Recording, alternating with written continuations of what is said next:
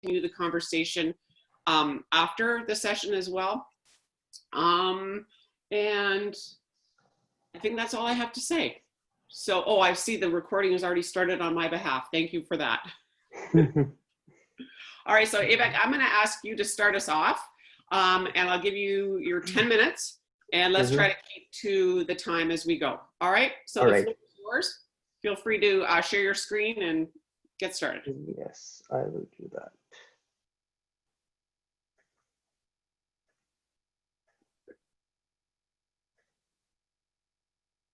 All right, can you guys see this? Okay. All right, thank you, everybody. My name is Aibak Hafeez. I'm a PhD student at the School of Labor and Employment Relations, University of Illinois, Urbana-Champaign. The topic today that I'm going to be presenting is the effects of the global financial crisis on employment arbitration and its evidence from the securities industry discrimination complaints. So the main question, as the title suggests, is that how does the global financial crisis, the GFC of 2008 and 9 to 9 how did it affect the dynamics of employment arbitration in the securities industry?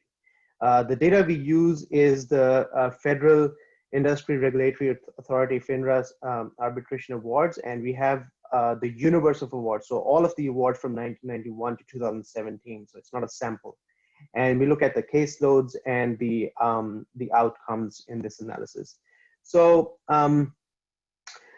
I primarily look at the statutory discrimination cases in this paper, but because this is like the universe of awards, we have statutory non-discrimination like RICO, FMLA, and non-statutory awards, which basically is the allegation type that's the most filed in arbitration.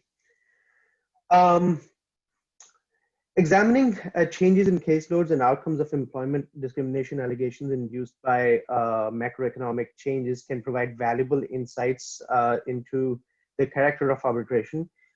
This paper tries to get at the question of how does uncertainty and risk associated with the recessionary period affect the outcomes of arbitration.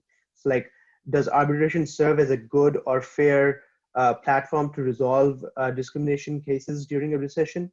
I expect the paper to contribute to the literature on controversies around employment litigation and employment arbitration as platforms to decide employment discrimination cases.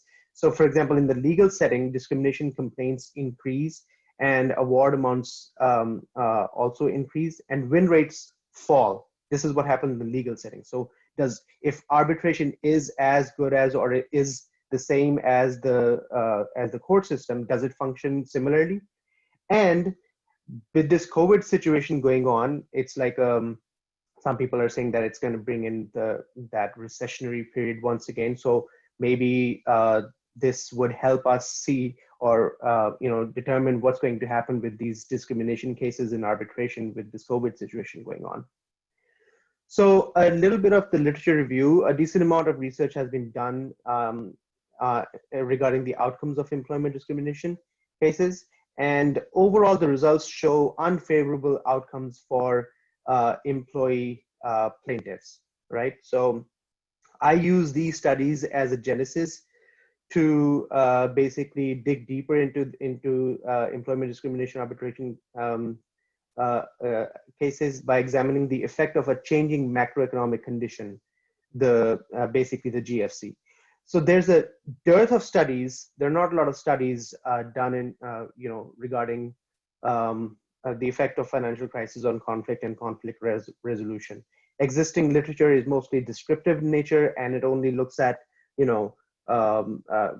like during a recession, overall, they say that the number of cases increase and the award amounts should incorporate economic conditions. So there's no real empirical research done into this. And most of the studies that have been done into arbitration regarding the macroeconomic changes or recessionary periods is on international arbitration or commercial arbitration or employment litigation. So nothing on employment arbitration. So in the legal context, as I've said, that there are a few studies. Bornstein 2014 explains how economic inequality increased during the 2008 recession. And then Donoghue and Segelman, 1993, they directly engage with the effects of economic recessions on discrimination complaints in the legal context. And I basically use their paper as make my theory and use that to conduct the analysis. So the theory and my first hypothesis, like overall, the conflict increases during a financial crisis. Related to this idea, I use the incidence effect, once again from Donoghue and Segelman, to test our first hypothesis. The main idea is that during economic downturns, employers legitimately or unreasonably tend to transfer the risks onto their employees by implementing practices that are like layoffs and discrimination. So hence, because more bad things happen to workers during economic downturns, the number of incidents that can lead to a conflict increase, right? So that's pretty intuitive.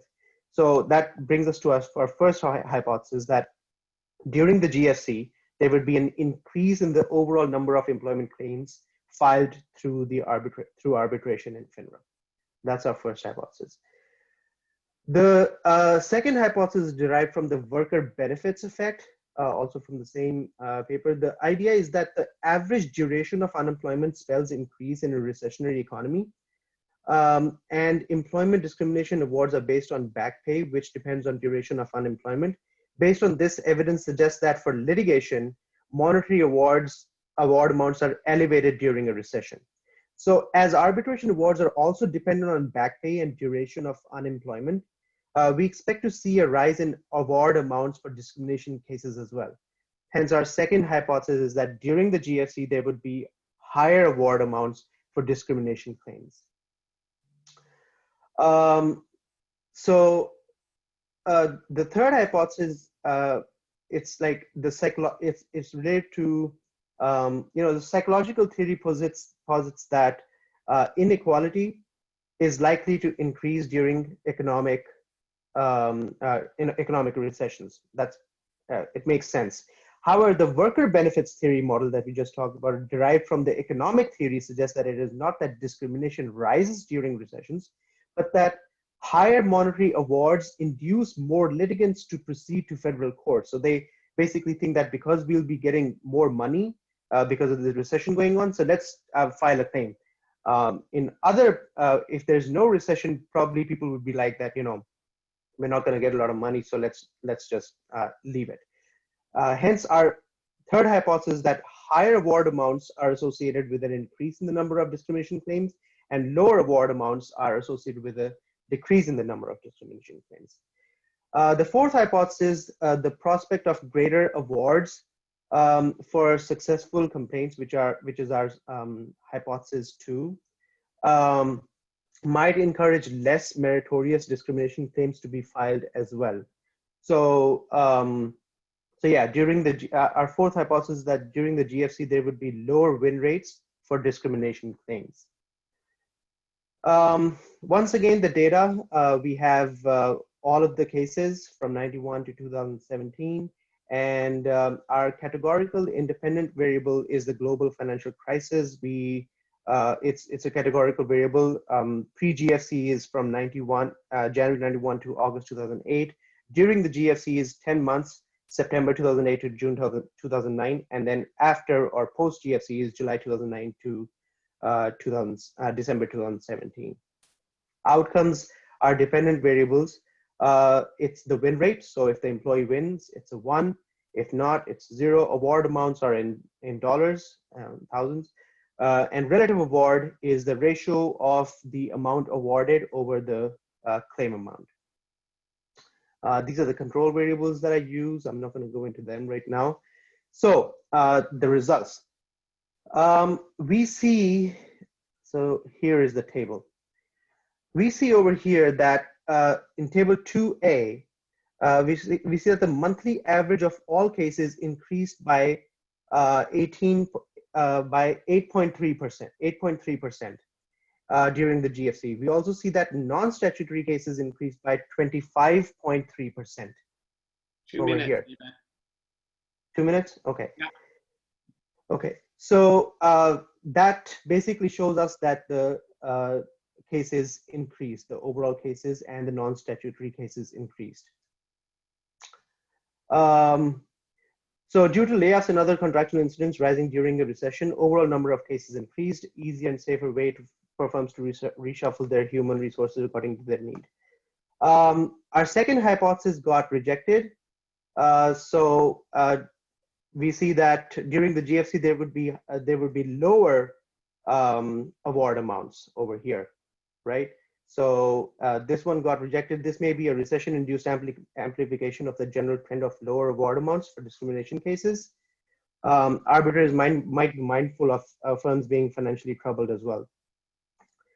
Our third hypothesis is accepted, and we see that there's an increase in the number of discrimination claims. So the net benefit of bringing a lawsuit serves as an important deciding factor. Most employee plaintiffs probably take their claims to courts. That was our main thinking, that arbitration claims go down because people take their cases to court.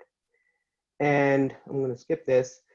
So our fourth hypothesis, last hypothesis, is that during the GFC, there would be lower win rates for discrimination cases. And we see that that is true as arbitration over here, the win rates go down. So as arbitration has lower award amounts, we cannot claim that higher award amounts encourage less meritorious claims, and that is why employee win rate falls. However, this result may reinforce that firms tend to use the GFC as a defense mechanism. So it's not the win rate does not fall because the win rate basically falls in arbitration because they don't make the award amounts are not as good as the courts. So that was our main finding in this paper. Yep, I think that's enough. Okay, that's great. Thank you very much for that. And thanks for staying pretty much on time. Is there, if you could stop sharing your screen now. There we go. Stop sharing. Yeah. Good. Now I'm just conscious of having the second, is there somebody from the second paper from examining the relationship between team cognitive diversity and individual creativity with us this morning? No. Yes, okay. yes. Yes. Yeah, I'm so sorry to be late to submit because there's something I have to do, so I delayed it. I'm so sorry. Okay. No, sorry. Happy to have you here. Good. So I'm just going to pin you here so that you stay on my screen. So are you ready to go? Yeah, so this is my turn now? It's your turn. Okay. Okay, so you have 10 minutes. You can share your screen to give slides. You can just speak, whatever your preference is. It's all good. Okay.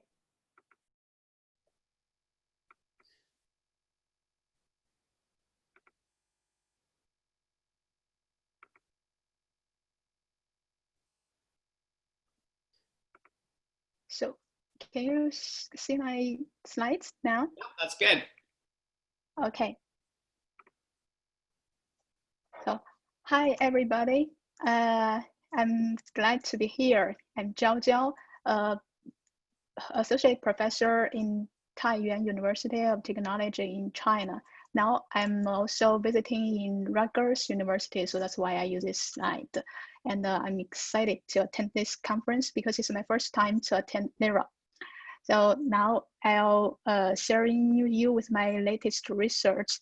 It is about the relationship between team cognitive diversity and individual creativity. I'm also look at the role of team intellectual capital and the team inclusive climate. So this is what I'm going to talk about. First, as to the research background, we could say the workforce is becoming more and more heterogeneous. And we are easily to say the people around us is becoming more and more diverse. Actually, the diversity per se is not a problem, but there may be some problems result from that, such as the social exclusion or economic inequality. Even during this COVID-19 pandemic, there are some minority groups have been hit hard disproportionately. So some groups or some minority groups could be hated, and there could be some conflicts or some discriminations among the different categories, like women, LGBT, Asian, immigrants, and sort of. Besides that, the diversity is not always a bad thing.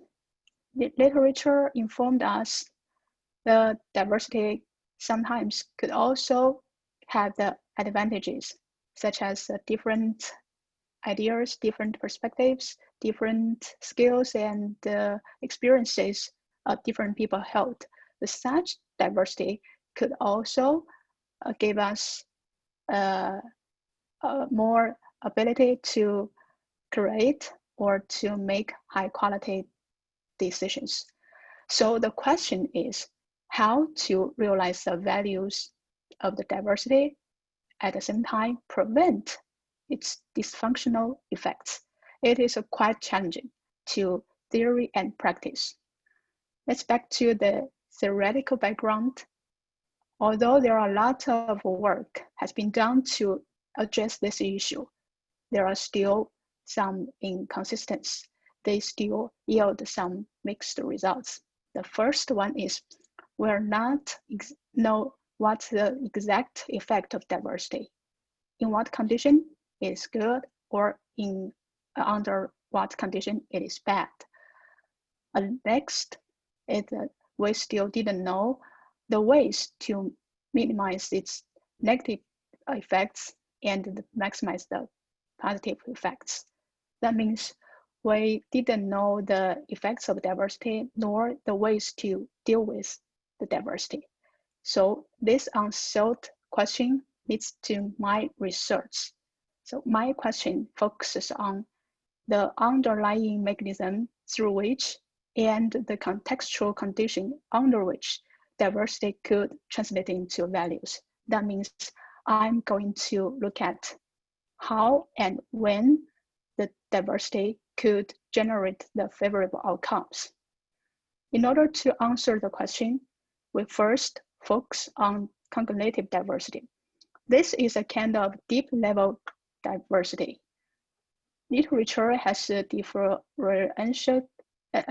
differentiated two types of diversity. One is sub-level, such as the demographic diversity, like the age, the nationality.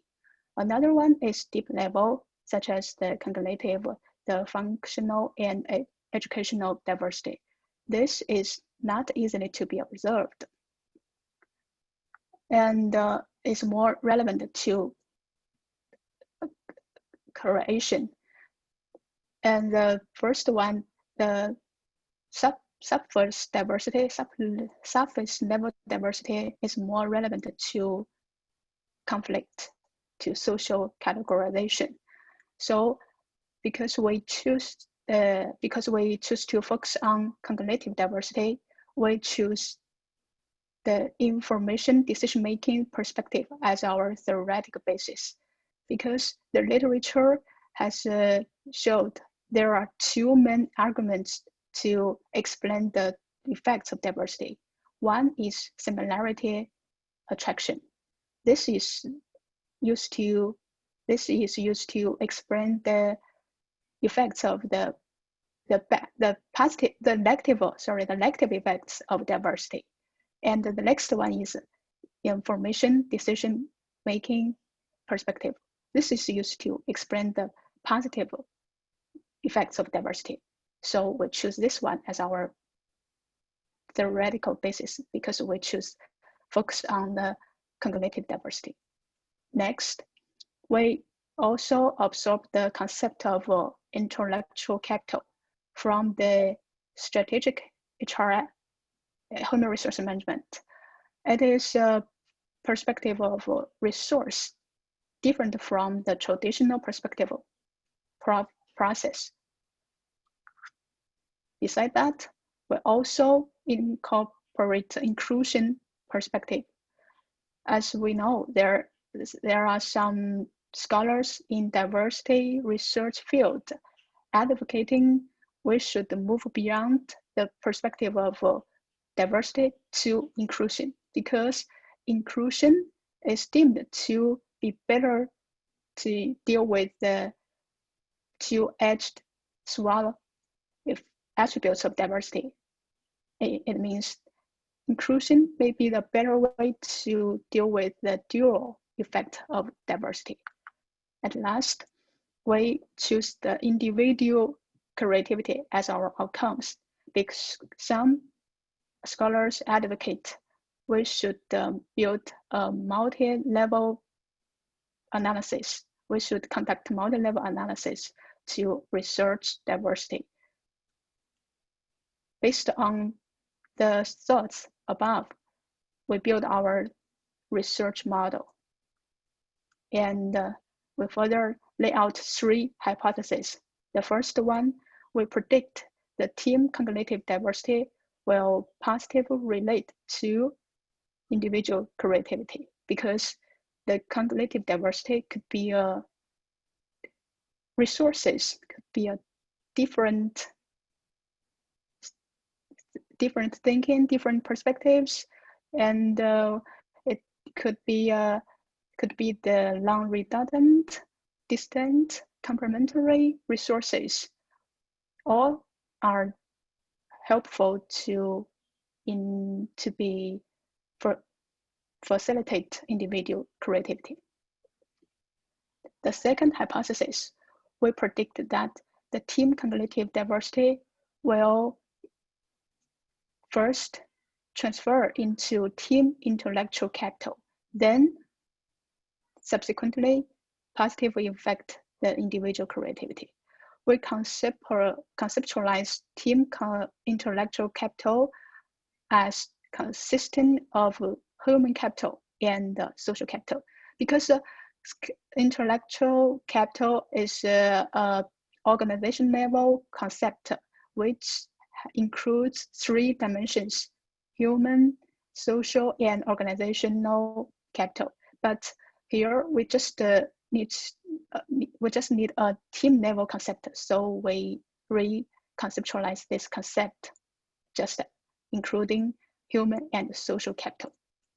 The last one. 2 minutes left. Okay, thank you. The last one is the moderating effect. We predict the team inclusive climate will moderate the indirect effect. So luckily, all of our hypotheses were supported.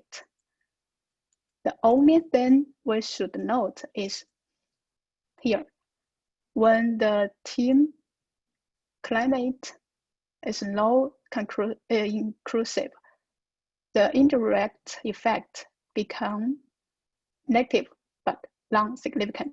We could see this from the figure 2. When the inclusive climate is low, the indirect effect is non-significant, and it became negative. So this result further supports the decisive role of inclusive climate. That means if the team is not inclusive, the climate is not inclusive, the positive effect of diversity wouldn't occur. So the inclusive climate is a prerequisite of the positive effect of diversity. So that is our main conclusions, our main findings.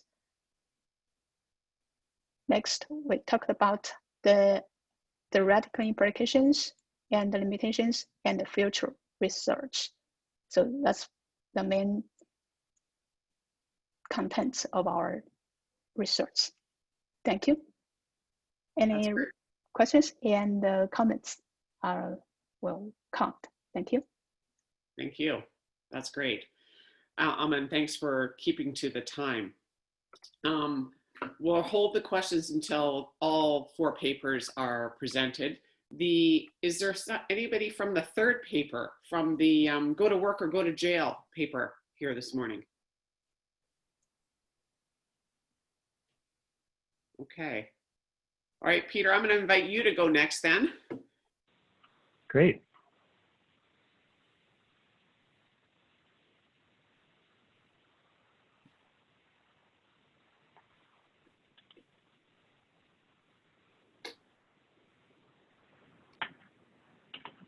I'm just pulling up my presentation.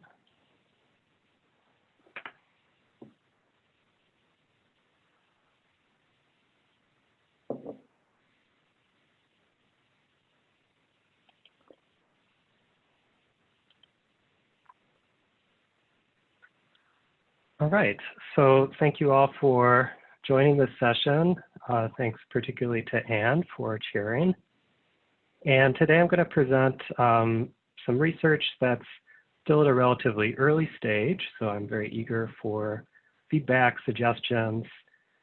This is drawn from my dissertation project on precarity in the scheduling process, focusing specifically on the retail sector in the US. And what I'm going to try to do today is provide some historical perspective on contemporary scheduling issues, which I think in the existing literature are often presented without a lot of historical context, and make an argument for how that creates some limitations. So the background is that there's a voluminous literature on precarious work, and retail sales and cashier jobs are often seen as prime examples of precarious work, especially in discussions of working time, scheduling, issues related to the temporal aspect of work. And this is not only receiving increasing scholarly scrutiny, but we also see in the policy arena that schedules in retail jobs are the subject of new regulations, such as Seattle's Secure Scheduling Ordinance and Oregon's Fair Workweek Law. For those who are not familiar, these are laws which, in my mind, recall some of the protective labor legislation of the progressive era, although I would say that they're quite a bit more complex than the short hour and worker safety laws of that era. So I won't go into the details, but I'm happy to talk more if people are interested. Now, I think that the existing literature on precarious work and retail scheduling in particular is limited in several respects. It tends to assume this post-war standard employment norm as the reference against which contemporary retail work is judged precarious. There is very little historical discussion of trends in retail specifically, often an assumption that the sector is paralleling larger trends. And there's a lot of emphasis on what we might call the neoliberal turn, this structural shift in the balance of class power that people associate in the US with the crises of the 1970s and the new conservative resurgence of the 1980s. So the research questions that I'm trying to address in this work is, first of all, how does retail work become precarious?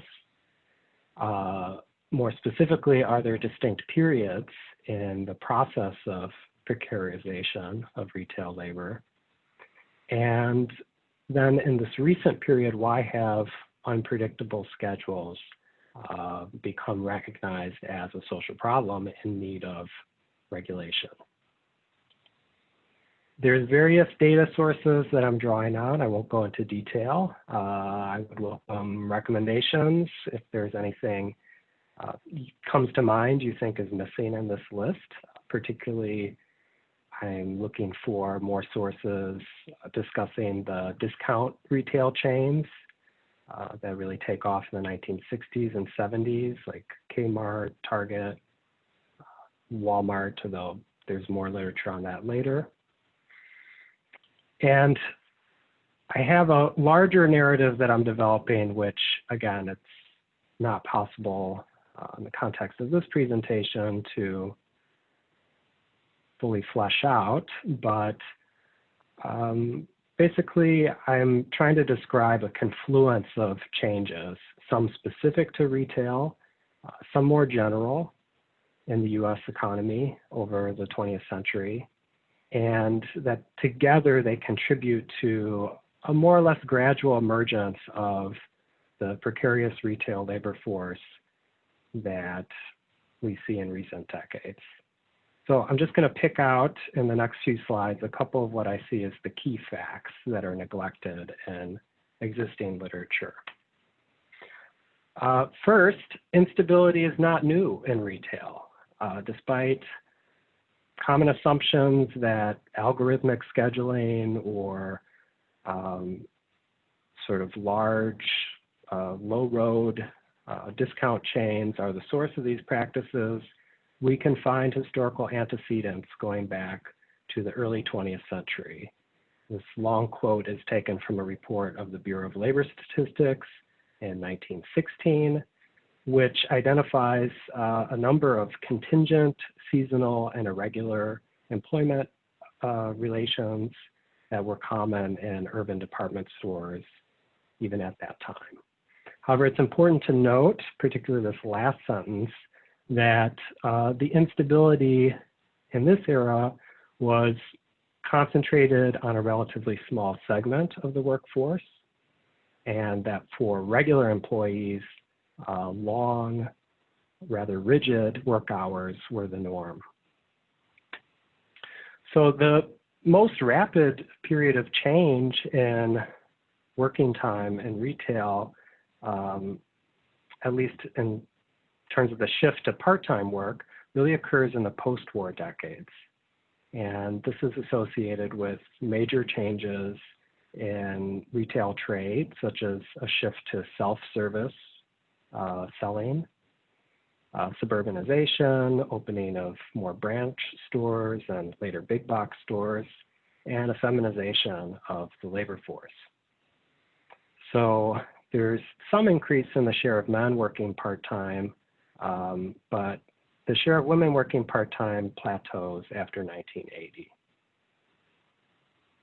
Now, what does change in the later 20th century is the variability of work schedules, and especially some of these part-time work schedules. And I just want to pick out that there's increase in the share of retail workers who report variability with respect to usual work hours or the timing of their shifts, and also in the share of workers who report flexibility in the sense that the workers themselves are able to vary or make changes in their schedule. Oftentimes the literature on scheduling assumes that employer-driven instability and worker-driven flexibility are sharply distinct, which analytically can be useful. However, I think empirically we have to recognize these are simultaneous developments. And the reasons for some of these part-time arrangements center not only on the nature of retail jobs, but also on non-work roles of retail workers, especially school and family obligations. Now, it's not an accident that, oh, thank you. It's not an accident that flexibility is something that retail workers increasingly report when retail employers often present flexible schedules as a prime benefit of retail jobs. This is a very consistent language that we see recently. So this is really the heart of my argument. Contemporary retail labor, I think, is different, is more precarious in a way that was not the case in earlier periods. And for me, the essential point is that there's a growing disjuncture or incongruence between worker expectations, for example, for flexibility or adequate part-time hours, and their experience of the work, which routinely violates these expectations.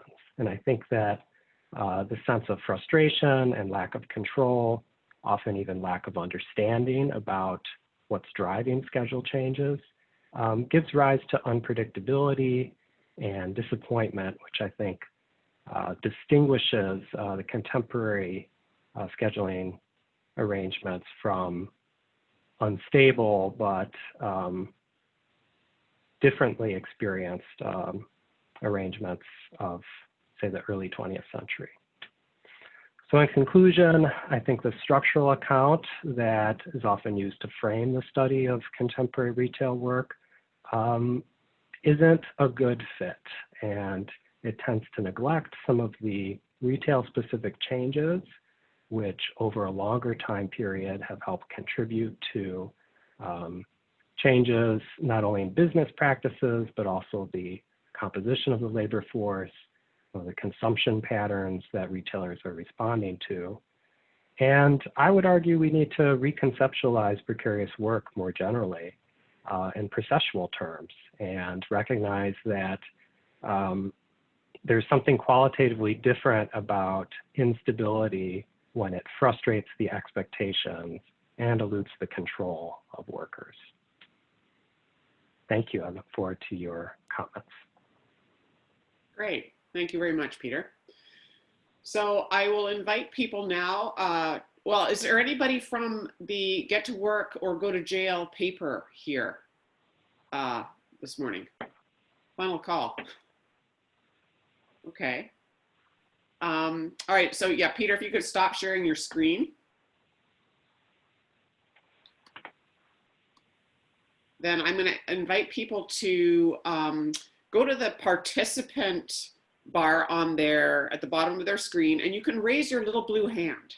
So this is the way we'll do questions. So if you go to your screen there, you can then raise your blue hand, and I will collect a few questions, and we'll proceed that way. Okay? So I'll give everybody a minute or so to put their hand up. And if nobody does, then I get to go first. All right, so while people are mulling over their questions, I have a question for you, Jiaojiao, about the inclusive climate. So you talk about the importance of an inclusive climate being sort of the catalyst for diversity to bring all its benefits. What are the dimensions of an inclusive climate? How do we know when we have one? Yeah, so that's a good question, because as to the definition of inclusion, there is no consensus, but there are main three definitions about inclusion or inclusive climate. One is the niche in 2013. It has 3 dimensions. 1 second, I could show, maybe for the details, you could see my paper, and now I'll introduce the definition. One is the involve everyone into the decision making, the first dimension. The next one is fairly treatment. It means the organization, the managers will treat everyone equally, and everyone, not just the marginalized people, marginalized group, also the non-marginalized people will feel fairly treated. The third one is they will have the access to information, they have the access to resource. So that means they are encouraged to full contribute and full engage. So this is a main I mean, it might be a most influential definition about inclusive climate. And another important definition about inclusion is from Short in 2011. It is based on the optimal distinctiveness theory to propose two dimensions. One is the uniqueness, and another one is belongingness. That means if an environment is inclusive, that means everyone, the individuals in that environment, in that situation, will feel both belongingness and uniqueness. So in that definition, that definition directly referred to the dark side of diversity and the bright side of diversity. It means if we are building that building an inclusive climate, that means the people, the individual will be, the need for belongingness and the need for uniqueness will be mediated simultaneously. So that's a balanced state. Very good. Okay. Peter, you have a question in the chat. Do you want to just ask the question directly? Sure. I was just wondering what the context, what kind of work environment you were studying, Jiaojiao, and how those dynamics might be different in more routinized work environments where perhaps creativity is not highly valued. Right. So you mean the dynamic iteration versus to the static? Yeah, just the model you developed where inclusion and cognitive diversity can lead to better organizational results, whether that's how generalizable that might be to different kinds of that's a good question. Can I share my okay, maybe for the detail you could still see my paper. So my example just specific to the high-tech teams, the R&D teams. So this type of team is different from some teams such as doing the routine work. So this team will need more creative works. They will have to fulfill more creative tasks. So in that situation, the creativity is much needed, and the cognitive diversity may be a main source for their creativity. So I don't have much time to talk about my limitations and my strengths. So you could see the details in my paper. But as for the dynamic, it's one of my biggest limitations because we didn't consider the time, the change panel, because the perception of people about their environment could be changed, could change over time, and their creativity, the outcomes, the motivations, the conditions could also change over time. So the future research, considering time, considering the growth model, would be helpful to address the question. Yeah, thanks. It's a good point. Very good. Anybody else have a question? Okay, it's my turn again then. Aibak, this is a question for you. If I could just respond, Sure. The reason why I brought it up is I'm thinking about the increasing diversity of the retail labor force that I'm studying in the U.S.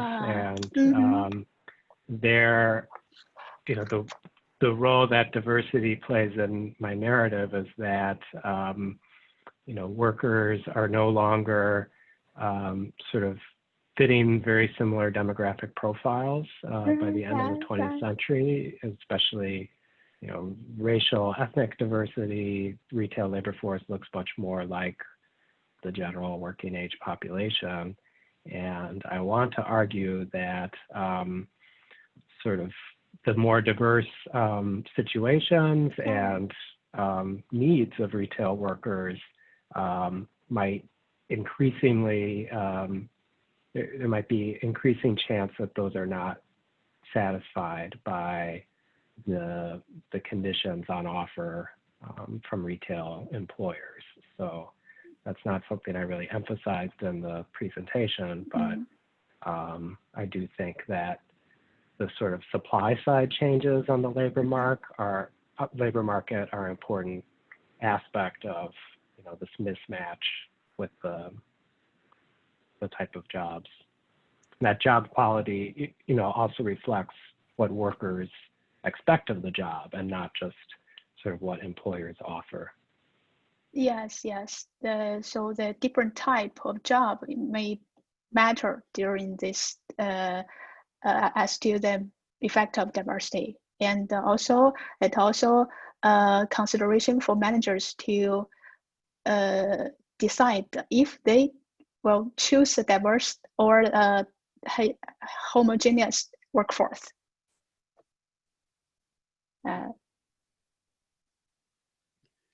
Okay, my next question is for you, Aibak, about your studies of the outcomes from the the global financial crisis.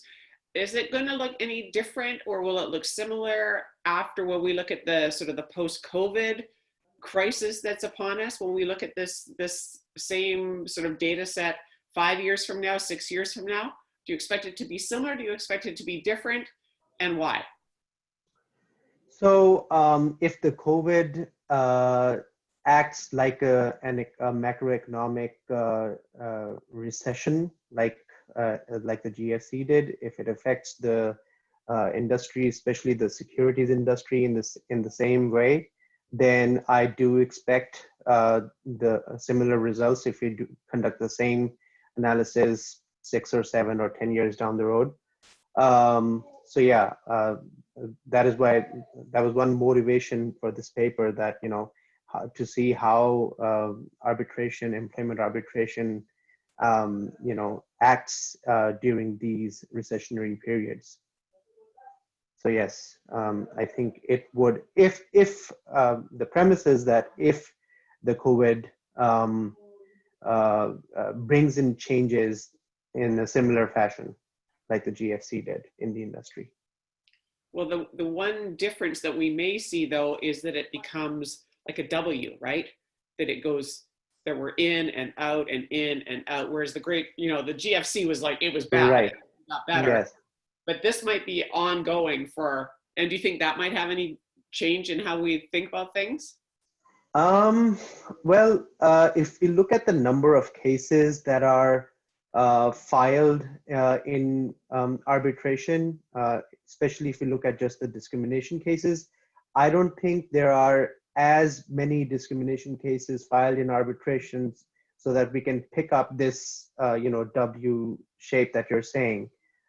It might, you might like see a trend upward or downward, however it is, but the number of cases is not such that you can see such small details. Right. Okay. Anybody else? Questions from the floor?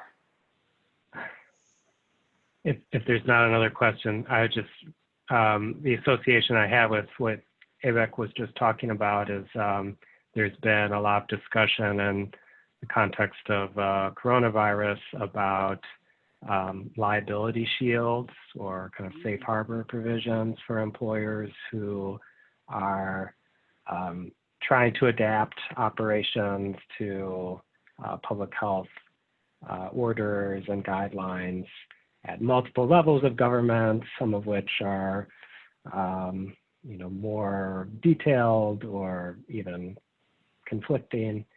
And I wonder if that sort of accommodation is made, either at a federal or a local level, whether that could have an effect on how arbitrators, think about holding employers liable for other sorts of wrongdoings in the midst of this crisis. Yeah, I think the employment industry, life at large, is going to change because of this pandemic. So a question for you, Peter, along those same lines, thinking about changes during this COVID era, certainly in Canada in retail, and I don't know whether it's the same in the US, but we've seen grocery stores and places like that paying a wage premium to people who are on the front lines, continuing to go to work during this period. And presumably this is to make people want to continue to come to work. Has there been any move that you've seen for people saying, not only we're going to pay you more, but we're going to make your hours more stable, that you become less precarious somehow in terms of hours of work in addition to a wage increase? Anecdotally, I haven't done research. It's obviously an emerging phenomenon, but anecdotally, it seems like, if anything, schedules have deteriorated, and employers have backed away from even very minimal kind of commitments that they made to part-time workers around advance notice, or I know in Philadelphia and Chicago, some of the jurisdictions that have these protective scheduling regulations, enforcement has been relaxed, and there's been delays in implementation of some of the provisions, especially the